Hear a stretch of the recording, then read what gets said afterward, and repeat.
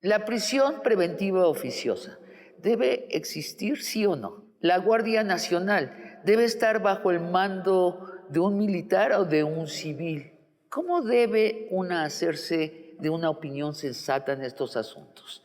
Para esclarecernos, hoy debaten ambos temas dos figuras icónicas de las esferas de la seguridad y la justicia. Sergio Aguayo, distinguido académico, analista y promotor de los derechos humanos, y Olga Sánchez Cordero, exministra de la Suprema Corte de Justicia, exsecretaria de Gobernación, hoy senadora de la República por el partido Morena. Bienvenidos a un debate de largo aliento.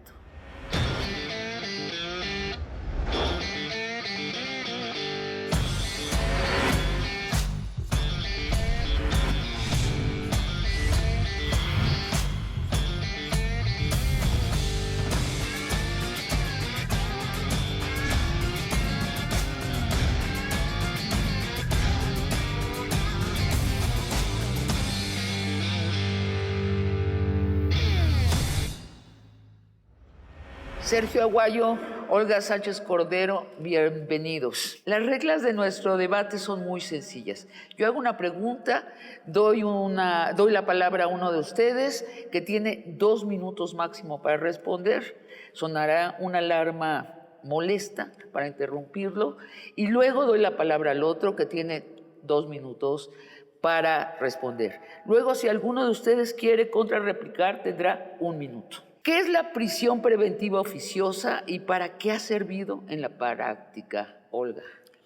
Mira, es obviamente una prisión preventiva que por haber cometido ciertas conductas consideradas como delitos, ya no te dan la oportunidad de enfrentar un proceso penal en libertad, sino que necesariamente te recluye. Y esto ha sido verdaderamente un tema muy complicado, muy nefasto. Hay muchísimas personas que están en prisión preventiva, que no deberían de estar en prisión preventiva, y hay otras que sí deberían de estar y que no están. Cuando nosotros el gobierno hizo la propuesta para aumentar 3 delitos nada más en la prisión preventiva, que fueron, para el presidente eran muy importantes, hechos derivados de corrupción, hechos de defraudación fiscal, y la tercera era también un tema de corrupción y eran 3 temas. Y a partir de estos 3 temas se empezó a construir la prisión preventiva en el Senado de la República. Si tú ves cómo se construyó, los demás fracciones parlamentarias empezaron a aumentar y aumentar hechos de corrupción, ya me acordé. ¿Empezaron a aumentar delitos? Empezaron a aumentar delitos. Ve y que vea tu público las versiones estenográficas y si pueden también los videos de esa sesión en donde se aprobó la prisión preventiva, y se fueron agregando y agregando y agregando y agregando delitos por parte de todas las fracciones parlamentarias. De los distintos partidos. Y de los distintos partidos. O sea, entonces se volvió excesiva. Se volvió obsesiva y llegó a la Cámara de Diputados y todavía agregaron más delitos, incluso el robo a casa habitación, incluso el robo a transporte, incluso varios más. ¿Y se aprobó así? Y entonces fue, digamos, una lista interminable de delitos que pues le dan al traste al sistema penal acusatorio. Una última precisión, ¿y está aprobada así? Así está aprobada. Sergio, ¿qué piensas en la práctica? ¿Para qué sirve esta prisión preventiva oficiosa? Mira, primero coincido con mi querida amiga Olga Sánchez Cordero.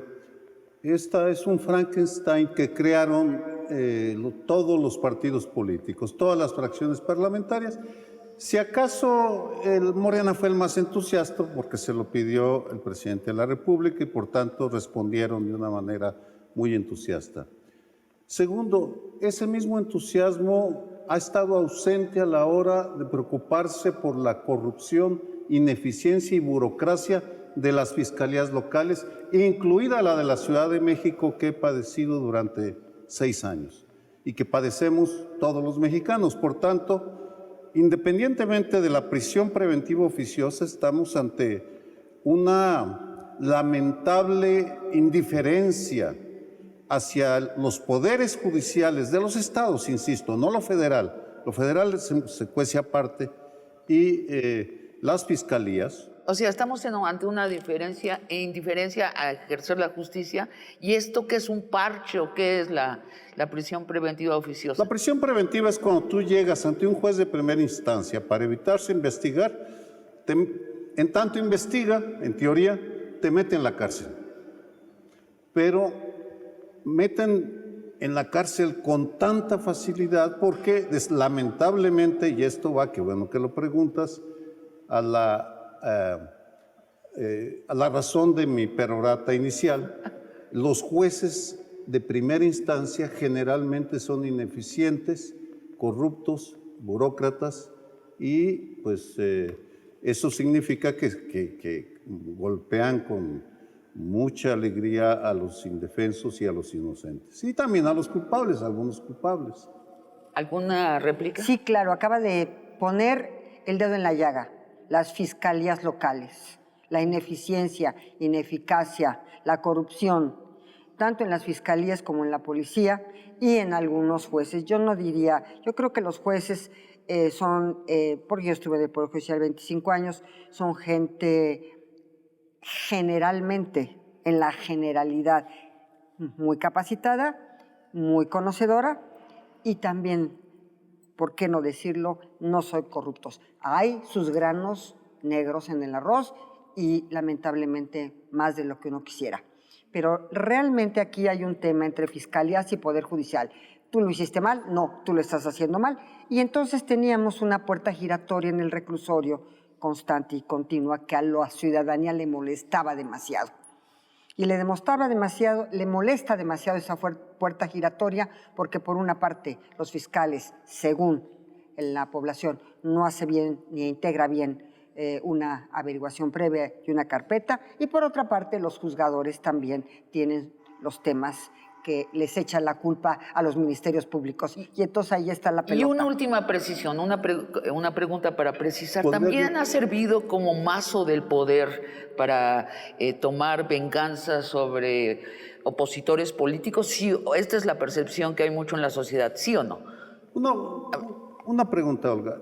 Cuando reivindicas a los jueces, ¿estás pensando en los federales o en los locales? Mira, yo creo que estoy pensando en los federales, sí, pero también en muchos locales. Yo viví en el Tribunal Superior de Justicia también. Tú recordarás, yo estuve en el Tribunal Superior de Justicia más de casi 5 años, 4 años y pico, y conocí a profundidad el Poder Judicial de la Ciudad de México, localmente, obviamente. Y al Poder Judicial pues lo conocí 21 años. Entonces, sí están capacitados y hay granitos negros en el arroz, sí, más de los que quisiéramos, sí, pero hay muy jueces honorables del Poder Judicial local. ¿Te gusta ese retrato? No, ¿Son granitos negros? Ni a mí ni a la mayoría de los mexicanos, porque las encuestas de opinión condenan unánimemente a los jueces locales, lo siento mucho. Y mi experiencia en el Poder Judicial de la Ciudad de México es que es un coto de tráficos de influencia, de conflictos de interés, de corrupciones, lo siento mucho, que la izquierda que ha gobernado la capital jamás ha tocado, y asuntos ambos que el presidente ha preferido evadir porque le resulta más cómodo mandar a la cárcel con la prisión preventiva oficiosa para reducir, o sea, de ser posible. Sergio, para aclarar la imagen, tú dirías, esto es un plato de granos negros con unos cuantos granos de arroz que se salvan. Para mí, o sea, sí. Al revés de lo que está diciendo Olga. Para mí sí, basado en encuestas de opinión sobre el comportamiento del Poder Judicial local, insisto. Sí, a ver. El federal es otra historia, porque allí sí ha habido una profesionalización indudable desde la reforma del 94 en la Suprema Corte. A ver. Ok, Olga, ¿es correcto? No, yo ¿Difieres? yo creo que el arroz es muy blanco y los granitos negros son pocos. Ajá. Y te voy a decir por qué. Cuando yo viví dentro del Poder Judicial de la Ciudad de México, sí, efectivamente tiene razón, Sergio, hay influyentismos, sí. Hay línea por parte de los presidentes y de algunas presidentes de los tribunales, estoy refiriéndome, a sus jueces, lamentablemente en muchas ocasiones sí la hay.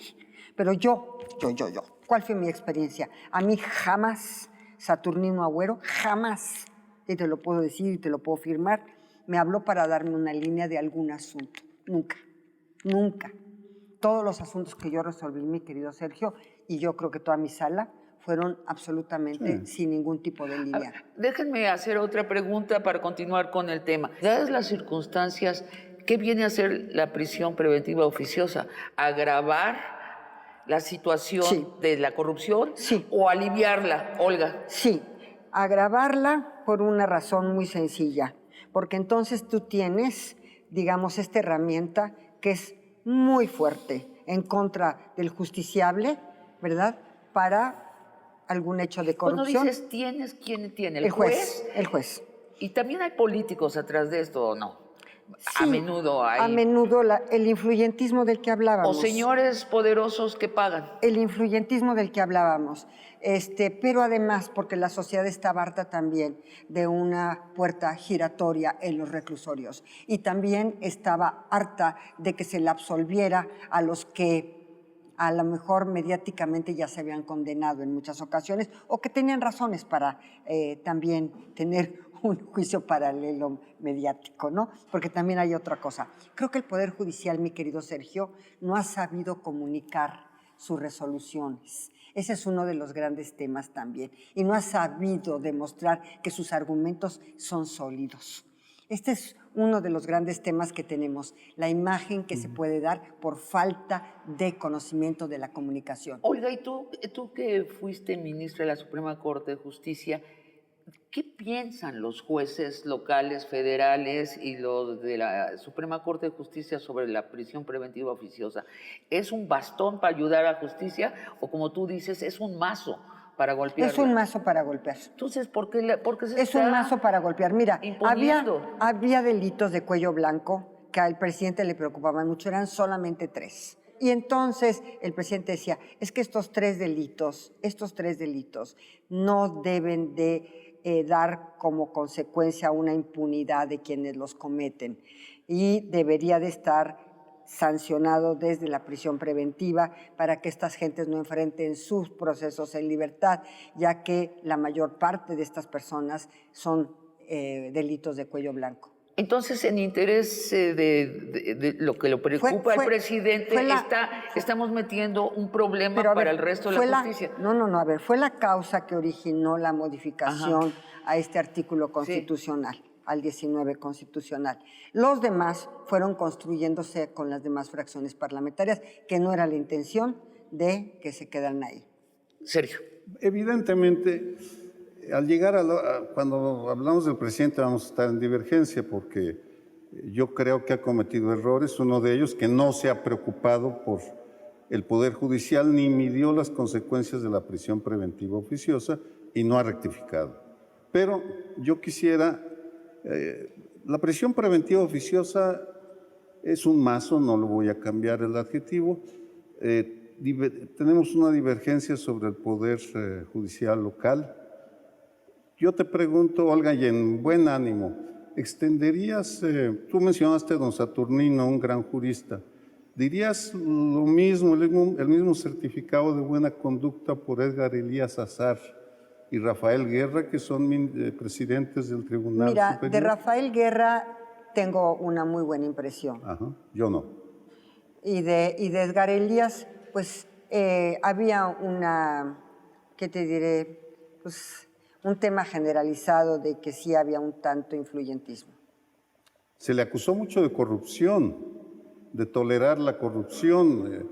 Incluso Dolly Esteves lo incluyó en la lista de los más corruptos de México hace años y sin embargo estuvo ahí más de 10 años. Más de 10 años, porque modificaba la ley orgánica del Poder Judicial de la Ciudad de México cada vez que tenía que retirarse y volvía a reelegirse. Y eso es malo. Eso es malo, porque ¿Y por qué no lo condenan con la misma energía? Yo pregunto, si van a transformar, y yo creo que me refiero a Morena, al gobierno de Morena, a la 4T, si han intentado transformar algunas cosas de manera positiva, ¿por qué se han olvidado del Poder Judicial? Mira, te voy a decir por qué. ¿Por qué se olvidan todos los gobiernos del Poder Judicial, no nada más Morena? ¿Por qué se olvidan todas las fracciones y a lo largo de la historia se han olvidado del Poder Judicial? Y te voy a decir por qué. ¿Por qué? Tengo una razón muy sencilla, pero muy abierta y muy transparente, ¿sí? Porque mientras se inauguren obras glamorosas y mientras las cosas sean deslumbrantes y como te digo, glamorosas y estén inaugurando puentes y estén inaugurando obras y estén inaugurando todo, la justicia la han dejado como el patito feo, como algo que no hay que voltear a ver y que siga funcionando razonablemente bien o mal, pero hay que siga funcionando. Cuando les explota la justicia, es cuando dicen, ah, caray, ¿dónde está la justicia, verdad? A ver, yo quiero exacerbar aquí las cosas. Para empezar, el poder ejecutivo o legislativo puede meterse con el poder judicial. Sí, en este caso, A ver, sí. ¿cómo? Por ejemplo, te voy a decir, primero, modificando leyes. Ajá. Eso es uno de los grandes temas, ¿no? Es que es una colaboración entre poderes. Tú me dices, ¿se puede meter una colaboración entre poderes y una coordinación entre poderes? Tiene que haber necesariamente, sobre todo cuando las fiscalías eran procuradurías y estaban a cargo de los ejecutivos locales. Por supuesto que los ejecutivos locales tienen que hacer a través de sus fiscalías, bueno, procuradurías, ¿no? Un trabajo bien hecho para que entonces pudiera tener elementos los juzgadores para poder avanzar conjunta y coordinadamente. No digo intromisión, digo colaboración y coordinación entre poderes, porque no se puede ver al Poder Judicial aislado, al Poder Legislativo aislado. No, el Poder Legislativo tiene que saber las necesidades de modificación de leyes. La respuesta es sí. Yo le Sergio. añadiría un solo término también. Ha funcionado porque ha habido complicidades entre los ejecutivos, los legislativos y el judicial, y porque las víctimas tienen pocas voces que los defiendan. Esa es parte de la tragedia que tenemos. Pero, en fin, es un tema inacabable. Yo no soy abogado, aclaro al auditorio. Sí, pero mira, Sergio, qué bueno que tocas este tema. Y tienes razón en varios aspectos. Las víctimas, que es la que siempre a mí me preocupó desde que estaba yo en el Poder Judicial de la Ciudad de México. Es cierto. Y sobre todo, las más vulnerables, en donde están en una circunstancia de que no tienen ni siquiera defensores. Sí, la respuesta es sí. Y te voy a decir algo. Hay gobernadores que ni siquiera saben que tienen una defensoría dentro de la estructura de gobierno, piensan que la estructura de defensoría pública está en el Poder Judicial o está en otro lado, pero no necesariamente en el gobierno. Nunca voltean a ver a la defensoría, nunca voltean a ver a las instancias que pueden defender a estas víctimas que tú señalas como personas vulnerables. La respuesta es sí. La intención de este debate no es, por supuesto, llegar a conclusiones definitivas, pero sí es abrir ante la gente que nos escucha y nos ve los temas con dos expertos, en este caso con ustedes dos. Vamos a un segundo bloque donde hablaremos de la Guardia Nacional. ¿Debes tener una cabeza civil o militar? Luego de una pausa.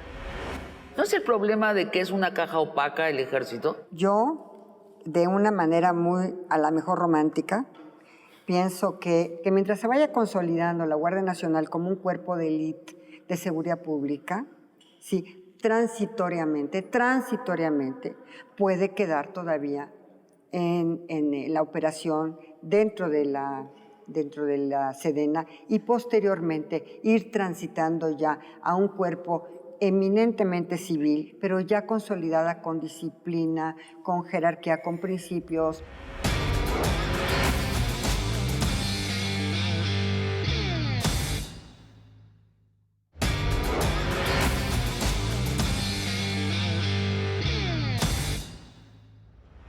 En el Congreso se seguirá discutiendo sobre la administración de la Guardia Nacional. ¿Debe ser un civil o debe ser un militar quien mande sobre la Guardia Nacional? Olga, tú estás porque la Guardia Nacional sea comandada por el Ejército. ¿Por qué? Te voy a decir algo que quiero que quede muy claro aquí. Efectivamente, cuando nosotros desde Gobernación, conjuntamente con el Senado de la República, porque fue una interacción constante de construcción, construimos la modificación a la Guardia Nacional y también hicimos el quinto transitorio por unanimidad de todas las fuerzas políticas, que así fue. Habíamos puesto precisamente en la Constitución, y ahí se puso en la Constitución, que sería, digamos, la autoridad responsable de la Guardia Nacional sería una autoridad civil, la Secretaría de Seguridad Pública. Conforme se fueron dando los acontecimientos dentro del Gabinete de Seguridad, la necesidad de que el ejército siguiera apoyando a los gobiernos estatales, a los gobiernos locales en funciones de seguridad era más que necesaria. La pedían a gritos todos los gobernadores y gobernadoras. Pero hay gobernadores, y lo quiero decir con todas las letras, que hay que reconocerles que han hecho bien su trabajo y hay otros que han hecho pésimo su trabajo. Y te voy a poner dos ejemplos, que además son panistas y cuando hacen bien las cosas, creo que hay que reconocérselos. Mauricio Vila, en Yucatán, ha hecho un espléndido trabajo en materia de seguridad, coordinadamente con el Ejército y con la Marina. El otro Mauricio, y también Pancho Domínguez, pero ahora Mauricio Curi, también ha hecho buen trabajo en Querétaro. Y el que ha hecho un magnífico trabajo también con el Ejército y coordinado con el Ejército es Miguel Ángel Riquelme allá en Coahuila. Quiero decirte que Miguel Ángel Riquelme, cuando recibió el Estado de Coahuila, tenían un gravísimo problema en la laguna. Bueno, no podían ni siquiera circular. Una precisión nada más. Tú dices, los mismos gobernadores están pidiendo que la Guardia Nacional tenga una dirección militar. No, están pidiendo que las Fuerzas Armadas ayuden en funciones de seguridad en sus estados. ¿Pero qué tiene que ver eso con la...? Bueno, es que lo que te iba yo a decir y concluir, es que la Guardia Nacional, si bien en la Constitución se estableció con una Guardia Nacional, con una autoridad civil, lo cierto es que el tema aquí es que mientras se consolida la Guardia Nacional, el presidente lo que ha querido y lo que está sosteniendo es que la operación y la disciplina tienen que ser una disciplina y una militar y una disciplina y jerarquía militar, operatividad militar, y tienen que estar dentro de para que esté funcionando en este momento mientras se consolida apoyando a los estados. Sergio, tú estás en contra de que el ejército dirija la Guardia Nacional. Yo estoy a favor de la evidencia. Y la evidencia lo que demuestra es que los presidentes, desde Miguel de la Madrid, han fracasado en la construcción de una policía civil. Doy ejemplos porque lo que estamos viendo es el colofón de un fracaso. Que empieza con De la Madrid. Empieza con De la Madrid y antes de ellos que creían que con la Policía Judicial Federal y la Dirección Federal de Seguridad bastaba. Esa era la lógica que tenían. Pero ya como Policía Federal, reconociendo que había un problema de crimen organizado, es Ernesto Zedillo el que crea la Policía Federal en el 99. Lo retoma Vicente Fox y le cambia el nombre, Policía Federal Preventiva. Luego crean la Agencia Federal de Investigaciones con Genaro García Luna, que luego se convierte en la Policía Federal y que luego le añade Enrique Peña Nieto una gendarmería que iba a ser una maravilla y al final se perdió en la noche de los tiempos. Llega este presidente, le cambia el nombre con la misma idea, una Guardia Nacional que va a fundir, que va a ser más militarizada y va a fundir a la Policía Federal con efectivos de la Marina y del Ejército. Y lo que, a la luz de esta historia, yo lo que considero es que es una capitulación civil, un reconocimiento tácito de que no fueron capaces de crear una policía federal y entonces recurren a las únicas fuerzas, es decir, primero está el fracaso, no pudieron crear la policía y como no la pudieron crear, entonces hacen ese argumento un tanto falacioso, Olga, de decir, sí, solo los militares. Entonces tú dices, en la práctica es lo que se necesita, pero delata un fracaso. Es un fracaso. Mira, la solución a la criminalidad organizada la tengo estudiando desde hace muchos años. No es tan simple como crear una policía federal o darle la fuerza a los militares. Es mucho más compleja y cuando me vuelva a tocar doy ejemplos positivos no sé si tenga ahora el tiempo para explicar. Sí, porque nos extendimos con Olga. Da los ejemplos positivos, por favor. Te pongo un ejemplo diferente al que están ejercitando, al que hicieron en esa. Para mí es una locura, y luego puedo argumentar con los Guacamaya Leaks porque es una locura, vamos, lo de entregar todo el poder a los militares. La Ciudad de México. La Ciudad de México tiene un modelo de seguridad bien diferente al federal. Es un éxito. Aquí sí lo puedo, igual que en La Laguna. ¿Crees la cifra de que se ha batido 50% el homicidio en la Ciudad de México? Tomo los diferentes Que es indicadores. la cifra que da Claudia Sheinbaum. Da esa cifra y sí, en efecto, ha mejorado muchísimo la Secretaría de Seguridad Ciudadana, se está coordinando con la Fiscalía, caso inédito en los estados, pero también hay programas sociales y también participa la sociedad activamente en la formulación de las políticas de seguridad. El resultado, al igual que en La Laguna, porque en La Laguna lo estudié 6 años, el caso de Coahuila. En La Laguna fue un éxito porque participó la sociedad. O sea, Lo que no es el caso con lo federal, porque, termino, si algo abomina al actual presidente es la participación de la sociedad en los asuntos de seguridad, bueno, en la política, en todo, ¿no? Pocos presidentes han sido tan anti-participación social en los asuntos públicos como este. Olga, ¿el presidente está empoderando demasiado al ejército? Bueno, cada presidente y cada administración hace sus políticas de gobierno de acuerdo a cómo piensa. El presidente, que yo estuve con él 3 años muy cerca, es un creyente de la honestidad del ejército, de la eficiencia, de la eficacia del ejército y de que pueden hacer muchas más cosas de las que hacían antes. Ahora, yo en relación a lo que está diciendo Sergio, que me parece súper interesante, la colaboración de la sociedad civil y de la policía. Mira, dicen todos aquí, los adversarios, muchos de ellos dicen, a ver, se está militarizando al país. Tiene razón Sergio, yo me acuerdo de las tesis de la Corte en relación a la participación de las Fuerzas Armadas con Ernesto Zedillo desde 1996. Ahí están las tesis de la Corte 96. Entonces, que me vengan a decir que tenemos ya en este momento más de 27 años con las Fuerzas Armadas ayudando. Desde siempre han estado. Desde siempre, bueno, pero más claramente desde hace 27 o casi 30 años, las Fuerzas Armadas apoyando en cuestiones de seguridad y por ampliar el plazo, porque antes no tenían normativa ni legal ni constitucional para poder actuar. Por eso es que se creó el artículo 5º transitorio famoso que ha estado. O sea, tú dices, no es una novedad. Esto es una, no es una novedad. Es una evolución de una tendencia que existe no desde hace es una novedad. mucho. Desde Zedillo hicimos las tesis, Sergio. A ver, ¿es una novedad o no? ¿Está adquiriendo demasiado poder el ejército, sí o no? La novedad es que todos los presidentes anteriores ponían contrapesos a la participación del ejército en la vida nacional.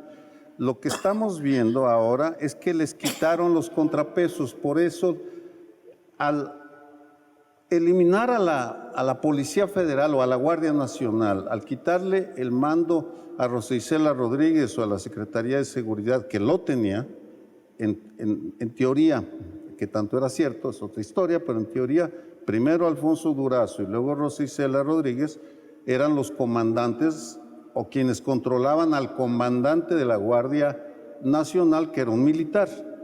Eso es correcto. Esa falta de contrapesos es la parte que más preocupa, porque además tenemos una oposición lamentable. Sobre los gobernadores habría mucho más que decir, porque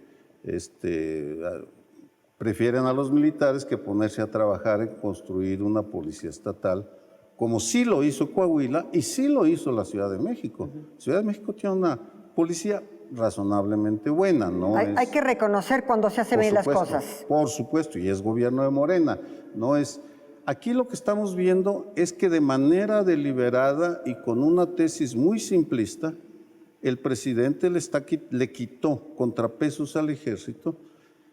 Y sí, una de las lecciones, en fin, aún no termina uno de procesar toda la información de la filtración de millones de documentos por Guacamayas, organización misteriosa, pero los documentos son reales. Sí observamos que el ejército sí quería controlar a la Guardia Nacional, eso ya lo podemos decir. Que hubo una lucha y la ganó. La ganó porque contó con el apoyo del presidente. El problema que nos está heredando, no solo a nosotros en esta mesa, como analistas, que es un problema, porque es un verdadero problema, porque el ejército no es blanco y negro, tiene cosas positivas. Por ejemplo, las investigaciones que está haciendo, el ejército controla el Centro de Fusión de Inteligencia y Operatividad que creará Calderón. Felipe Calderón, esa dependencia que se conoce muy poco, y si hay un poco de tiempo le explico, se mantiene y controlan la del sureste, y esa fue la que sacó el escabroso tema de los funcionarios del gobierno del secretario en Tabasco, Adán Augusto López, que al parecer, según este centro, están ligados con el crimen organizado. Pero no seguimos pensando en términos maximalistas, el ejército como si fuera una totalidad. No, la solución es que el ejército se abra al escrutinio. A lo mejor muy románticamente. De los jueces, que no puedan violar derechos humanos, que no puedan hacer tráfico, que las ovejas negras sean sustraídas del ejército y llevadas a juicio. ¿No es el problema de que es una caja opaca el ejército? Mira, bueno, te voy a decir una cosa. Yo, de una manera muy, a lo mejor romántica, pienso que en cuanto se llegue a consolidar bien la Guardia Nacional en su operación, porque el tema del presidente fue la policía judicial se básicamente flexibilizó en su estructura, se corrompió, etcétera, etcétera, ¿no? Se relajó en su disciplina, en su disciplina. Entonces, lo que no quería era este relajamiento. Pero bueno, muy románticamente, a lo mejor no lo va a compartir Sergio, pero muy románticamente yo pienso que mientras se vaya consolidando la Guardia Nacional como un cuerpo de élite de seguridad pública, sí, transitoriamente, puede quedar todavía en la operación dentro de la Sedena y posteriormente ir transitando ya a un cuerpo eminentemente civil, pero ya consolidada con disciplina, con jerarquía, con principios, en fin. Con ¿Lo crees posible, Sergio? Pues es el reto. Es dificilísimo pronosticar el futuro. Pero es que si no se resuelve en el lado del ejército, también la Guardia Nacional se va a corromper. O sea, ¿por qué la Guardia Nacional no se corrompería si está en el mismo contexto que el ejército? Te voy a decir cuál ha sido el problema de fondo, y estoy haciendo un libro sobre las estrategias de los presidentes. Todos llegan con ocurrencias, si lo digo, no es Andrés Manuel López Obrador, fue Enrique Peña Nieto con la gendarmería, fue a París y se enamoró de los gendarmes, de la gendarmería, no de los gendarmes, y sí, vamos, no dudamos de su de ninguna manera, heterosexualidad ortodoxa. No lo estoy metiendo. Y de la misma manera que Vicente Fox se enamoró de Genaro García Luna, Calderón, y Fox y Calderón lo sedujo el estilo de Genaro García Luna, y ahora están pagando las consecuencias. Han sido ocurrencias, no ha habido consistencia en las estrategias, ni lo único, voy a decir algunas instituciones claves para la seguridad que sí han prevalecido. El CISEN, que se crea de hecho con Miguel de la Madrid y todavía sigue como CNI, Centro Nacional de Inteligencia. El INEGI.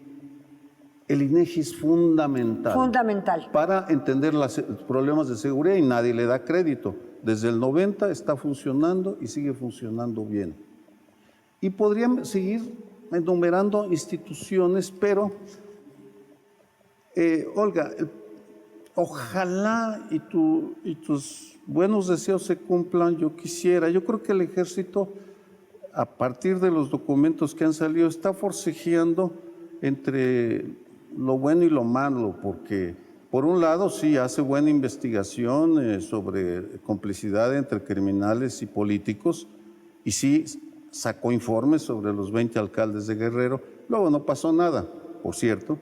O acaba de sacar información, según esto, sobre un gobernador de Veracruz, que no sabemos si era Miguel Ángel Yunes o Cuitlahua García, que le dio entrada al cartel del Noroeste. Pero al mismo tiempo pone como enemigos a los organismos civiles y en el mismo nivel, perdóname, en el mismo nivel de peligrosidad al cartel Jalisco Nueva Generación y al movimiento feminista. Les pone 10 de peligrosidad en un informe del 2020 sobre riesgos para el Aeropuerto Internacional Felipe Ángeles. Y es un machismo acendrado, perdón que lo diga. Bueno, y además es como una muy mal análisis de la fuerza de las feministas. O sea, Permítese, claro, o sea, vamos, sí. A ver. Creo que están menos armadas, estamos menos armadas que el cártel Jalisco. No, salvo las de negro, que esas sí No, son. pero son bombas de Las humo. anarcas. Las anarcas. Pero no tienen metralletas. No tienen. Bueno, No matan gente. No. O sea, Lo que hicieron en Palacio de la quema de la puerta y ese tipo de cosas, pero bueno, no. Olga, te vamos a invitar a platicar con las feministas anarcas que han venido varias veces aquí a Los Pinos. Pero volvamos al asunto de la seguridad nacional. El presidente López Obrador dijo, la Guardia Nacional tendrá una cabeza civil. Luego algo se enteró que lo hizo cambiar de opinión. Él mismo dijo, cambié de opinión. Sí. Sería muy bueno que nos diga qué lo hizo Sí, cambiar de opinión. Y yo les voy a preguntar cambió de opinión. a la vuelta de una pausa, ¿qué suponen o saben que lo hizo cambiar de opinión? Vamos a una pausa y regresamos. ¿Qué vio el presidente López Obrador cuando llegó al poder que lo hizo cambiar de opinión sobre militarizar o no a la Guardia Nacional? Yo me imagino que el temor del presidente fuera que esta Guardia Nacional que se estaba consolidando estuviera, digamos, o su destino fuera como la Policía Federal, que en su concepto, insisto, se había corrompido y se había relajado en toda la disciplina.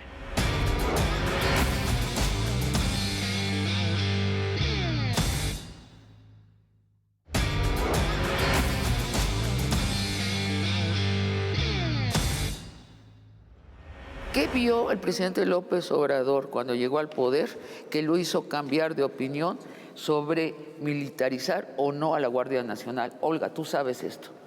A ver, déjame y te digo, y a lo mejor lo comparte Sergio o no, pero desde que nosotros empezamos a redactar la Guardia Nacional, siempre se había concebido con un mando civil, siempre. Ahí está en la Constitución, ahí se construyó con el Senado de la República. Fue un intercambio con el Senado muy importante durante muchos meses. Bueno, no muchos meses, 2 meses, 3 meses. Ahí se construyó. Y después, yo me imagino, porque yo estuve en las reuniones de seguridad constantemente, yo me imagino que el temor del presidente fuera que esta Guardia Nacional que se estaba consolidando estuviera, digamos, o su destino fuera estuviera como la Policía Federal, que en su concepto, insisto, se había corrompido y se había relajado en toda la disciplina. Entonces, como eso no lo quería, entonces dijo, no, solo y en tanto que tengan ellos una operatividad militar y tengan también una administración militar y que de alguna manera es bicéfalo ahorita, porque no está totalmente en la defensa, ¿no? Está la operatividad y la administración, pero era la preocupación del presidente y que no es lamentablemente, como tú ves, si bien sí, porque a mí me consta, sí, no siguió al alza el número de homicidios, ¿sí? Sino que se logró mantener, porque venía así, disparada el alza en los últimos años del presidente Peña, sí venía disparado hacia el alza, se logró mantener básicamente sin que se disparara y otros delitos sí empezaron a bajar. en sus porcentajes. Por ejemplo, yo te puedo decir secuestro, bajó. Incluso en algún momento también robo a transporte público bajó. En fin, bajaron algunos delitos, pero como dice Sergio, casi el 90% de estos delitos son delitos del orden local, del fuero local, homicidios, feminicidios. Un secuestro es concurrente, pero sí muchos de estos, robo a casa, habitación, en fin, muchos de estos sí son delitos eminentemente locales. Tú dices, el presidente lo que vio es que solo le podía tener confianza al ejército. Que solo le podía tener la confianza para que las estructuras de la Guardia Nacional no se relajaran en su disciplina y en su operatividad. La respuesta es sí. Sergio, ¿crees que eso es lo que vio el presidente? Mira, ignoro lo que haya visto el presidente porque yo no tengo idea de su razonamiento. A juzgar por las mañaneras, y soy un lector asiduo de sus mañaneras, las tenemos en el colegio sistematizadas todas. En temas de seguridad tiene muy buenas intenciones, tiene algunas buenas ideas, pero carece de conocimientos y no es consistente. Y voy a dar un ejemplo concreto. Mesas de paz, una gran idea. ¿Qué son las mesas de paz? Las reuniones diarias de gabinete. Y él sugiere e instruye que se hagan 32 mesas por cada estado y 266 por cada una de las regiones en las que dividieron el país. Esas mesas de paz las organiza la Secretaría de Seguridad, Protección Ciudadana, primero Durazo, luego Rosa Isela. Para mí es una de las grandes ideas del sexenio, porque la práctica demuestra que tienen éxito los gobernadores que se ocupan. Hasta ahí todo está bien, sin embargo, con cifras de la misma Secretaría hice esta tabla, pero se las puedo dejar, Sí. con la asistencia de los 21 gobernadores, la veintena de gobernadores de Morena. Claudia Sheinbaum va al 98% de las reuniones. Ajá. Alfonso Durazo, desde que se fue, va al 35%, es decir, el creador no asiste. Y le tengo mucho afecto, pero no asiste. Y luego Cuauhtémoc Blanco, el impresentable gobernador de Morelos, ha ido a 6 mesas de paz de 186. Si el presidente no es capaz, sí puede instruir al Congreso para que de disciplinar a los gobernadores. Pero no disciplina a sus gobernadores, entonces es una estrategia sin consistencia. Lo siento mucho. No tiene consistencia y además es una buena estrategia. Yo te voy a agregar otra, A ver. que me parece mucho más importante o tan importante como la que acabas de señalar. Hacer además mesas de justicia, no mesas de paz, mesas de justicia, en donde se platique el Poder Judicial, la Fiscalía, la Policía y todas las instancias de seguridad pública. ¿Por qué? Porque ahí ven en qué están teniendo asertivos y en qué están teniendo deficiencias. Y entonces, un criterio de un juez, por ejemplo, que el fiscal no compartía o que no tenía conocimiento, ahora lo tiene y se platican en estas mesas de justicia. Entonces, mesas de paz sí durante toda la semana y mesas de justicia con la presencia del Poder Judicial, de los fiscales y también del Instituto de las Mujeres. Entonces, para los feminicidios. Olga, lo que estás diciendo, ¿concuerdas con Sergio? No hay disciplina en nuestros gobernadores, no está sucediendo. Entonces, tal vez por eso el presidente dijo, en vista de eso, que entre el organismo burocrático más disciplinado del país, que claramente es el ejército. Pues sí, pero es una solución, es una falsa solución, porque eso no resuelve, no le da la permanencia que requiere. La dimensión militar está bien. Vamos, antes de seguir adelante, porque esta situación me incomoda mucho. Yo no me gusta ir a este tipo de reuniones a veces, porque ya sé que... ¿Este tipo de reuniones? Sí, a este tipo, porque vamos, o lo clasifican los enemigos del presidente o los partidarios, porque quieren el blanco y negro. Dentro de la 4T hay funcionarios y militantes a los que respeto profundamente. Olga Sánchez Cordero es una, Alejandro Encinas es otro. ellos han hecho unas de las mejores iniciativas en materia de seguridad de las que no hemos hablado. La Comisión de la Verdad sobre Ayotzinapa fue una gran decisión. La creación de la Comisión Nacional de Búsqueda con Carla Quintana ha sido una gran iniciativa, pero la estrategia general, ese es mi argumento y quiero ser muy enfático, el presidente tiene buenas intenciones y ha tenido algunas buenas iniciativas, como las mesas de paz, pero no tiene consistencia, no tiene estrategia. El drama de México no tiene estrategia general y por tanto entrega la seguridad a los militares diciendo, ahí encárguense, como yo no pude, porque esa es la verdad, no pudo, igual que los otros presidentes, a los militares. Y es ahí donde quiero ser muy claro. Yo no estoy en contra del presidente, ni de la 4T, ni de Olga, ni de Alejandro.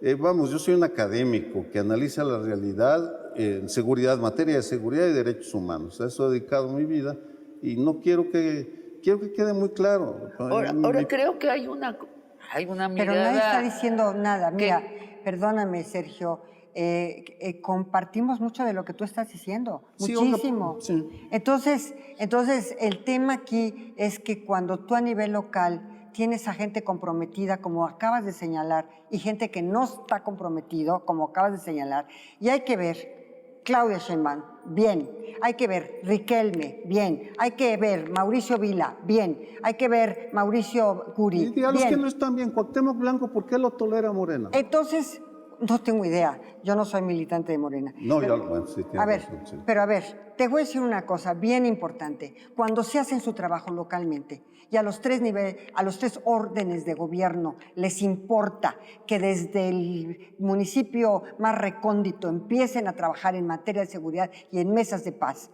y vayan avanzando, cómo avanzaron en la Ciudad de México, cómo avanzó Coahuila, cómo avanzó Yucatán. No es cuestión de adversarios o no adversarios, es cuestión de que se pusieron a hacer su trabajo, los tres órdenes de gobierno, y han tenido éxito. Sí, reconociendo en muchas ocasiones que no son partidos de Morena. ¿Aceptas que no hay estrategia integral? Probablemente la estrategia integral, si tú te refieres a la estrategia integral a nivel federal o si te refieres a la federal. La federal, yo creo que una estrategia es precisamente apoyar en lo que todo, lo máximo a las estrategias locales, porque tú no puedes entender una seguridad pública si no tienes los tres órdenes de gobierno implicados y comprometidos. Olga, Esa es mi opinión. ¿Por qué tolera la 4T y Morena a Gers Manero? Creo que hay un acuerdo en el país entero de que el señor no está haciendo su trabajo y sí está haciendo cosas que no son su trabajo en su beneficio personal. A ver, déjame decirte una cosa. Se hizo una reforma constitucional muy interesante, por cierto, para darle a la fiscalía una autonomía real y efectiva. Y fíjate qué mal salió. ¿Qué hacemos ante...? ¿Por qué lo aguantamos? A ver. Y ahora abro no solo la Morena, la 4T, es el presidente, es el país entero. Estamos aguantando a un fiscal que nos está haciendo así en las narices a todo el país. Fue designado por 9 años. Sí. Así estaba la reforma constitucional. Originalmente así se planteó la reforma constitucional de fiscales autónomos por 9 años. ¿Yo qué estoy planteando en mi reforma? 4 y 4 de ratificación. Estás en tu área que es el legislativo, dices vamos a cambiar, pero déjame preguntarle a Sergio, ¿por qué estamos aguantando a este fiscal general? Pues mira, porque, preciso, sí me gusta venir cuando tengo tiempo, oportunidad de expresar mis ideas, como aquí, no estoy muy satisfecho, pero prefiero el claustro académico donde se discute con mucha mayor libertad. Sergio, pero te necesitamos en la sociedad. Necesitamos a gente como tú precisamente no polarizada. Tal vez el Canal 11 y aquí estos medios, pero parte del drama que estamos viviendo es que nos están imponiendo a personajes indeseables, y regreso a Cuauhtémoc Blanco, Y regreso y coincido contigo con Gers Manero y podría seguir añadiéndole personajes. Pues yo a creo esa que el país lista. entero coincide con nosotros en lo de Gertz Manero. Bueno, sí, pero ¿de qué sirve? No sirve. El presidente Eso es. el presidente lo Exacto. respalda. Exacto. Y con eso basta. Ese es el drama. Desafortunadamente, no tenemos, sí tenemos instituciones que han resistido. El Colegio de México, donde estoy yo, la UNAM, por ejemplo, acabo de estar en la Universidad de Guadalajara, y con todos nuestros defectos hemos resistido esta oleada de decisiones individualistas y personalistas que no atienden la razón, que parten de los humores buenos o malos del presidente hacia tales personas o hacia... y pongo un ejemplo, desafortunadamente impera en la estrategia de seguridad presidencial la falta de razonamientos y lanzo una pregunta: ¿en qué momento se nos dijo, se nos fundamentó por qué no había funcionado la Guardia Nacional bajo la Secretaría de Seguridad, bajo una civil? Nunca se nos ha dicho por qué. No, el presidente dijo cambié de opinión, pero no nos Bueno, lo ha sí, pero eso explicado. no No nos lo ha explicado, por eso se los preguntaba a ustedes. En asuntos de Estado, en asuntos tan graves, en asuntos de seguridad nacional tiene que haber un fundamento. Y sí, desafortunadamente el Senado es un monigote en este tema. La Comisión Bicameral sobre Seguridad no funciona. Olga, Que yo esperaría que sí funcionara. Bueno, pues no funciona, ¿estás de acuerdo? Y te voy a decir por qué. Bueno, Porque no funciona. últimamente cuando se modificó el quinto transitorio para dar 4 años más de que estuvieran las Fuerzas Armadas ayudando y apoyando en funciones de seguridad, yo quiero decirte que todos estamos totalmente en la sintonía de que tenemos que tener un escrutinio. Sí, pero la Comisión Bicameral, donde están senadores y diputados, Amigos, y que vigila el Gabinete de Seguridad, no funciona. Y esa es la verdad. Déjenme interrumpirlos, tenemos 1 minuto y medio. Entonces, les pido que concluyan 30 segundos cada cual. Sergio. Para mí es muy sencillo. Carecemos de una estrategia de seguridad integral que debemos construir pensando en el 25. Lo que pasó en este sexenio en materia de seguridad ya está hecho, ya no va a haber grandes cambios. ¿Tenemos que fijarnos a quién elegimos?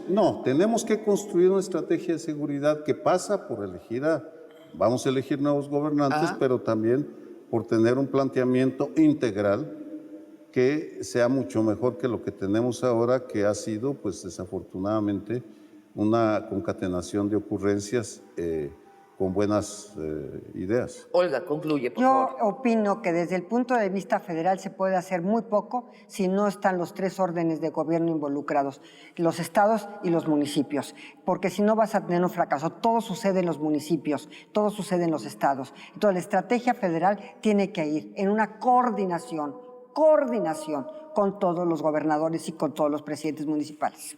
Muchas gracias por esta conversación entre ustedes de largo aliento, muy esclarecedora, muy inquietante también. Y a ustedes, amigos y amigas, gracias por su atención y los espero el próximo jueves para otra conversación de largo aliento.